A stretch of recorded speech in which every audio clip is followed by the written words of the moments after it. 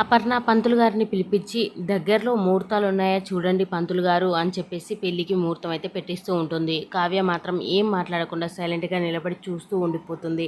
ఇంకా రాజు కూడా అంతే, తను కూడా ఏం మాట్లాడకుండా అలా చూస్తూ ఉండిపోతాడు. అక్కడ ఉన్న పంతులు గారు మాత్రం అతి కష్టం మీద ఇంకా ఎప్పుడున్నాయా ముహూర్తాలు అని చెప్పేసి వెతుకుతూ ఉంటాడు. తను అలా ముహూర్తాలు వెతుకుతూ చూసి ఇంకా అమ్మ అతి కష్టం మీద 2 రోజుల్లో ఒక ముహూర్తం అయితే పెట్టాను అని చెప్పేసి అంటూ ఉంటాడు. అది విన్న సుభాష్ అయితే అలా షాక్తో చూస్తూ ఉండిపోతాడు. ఇంకా ఏం మాట్లాడకుండా సైలెంట్గా చూస్తూ ఉంటాడు.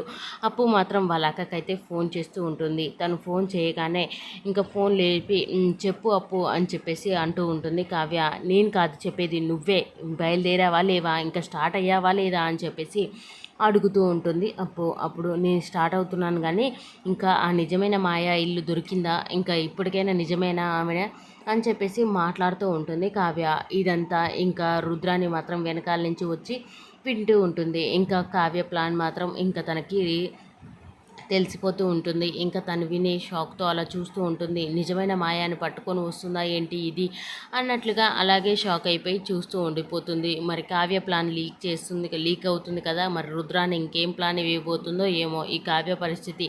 ఇంకో 2 రోజుల్లో మరి ఆ మాయాన్ని తీసుకురాకపోతే వాళ్ళ భర్తకి పెళ్లి చేస్తారు కదా ఈ డూప్లికేట్ మాయానిచ్చి, మరి ఏం చేయబోతుంది కావ్య అనేది నెక్స్ట్ సీన్లో చూద్దాం.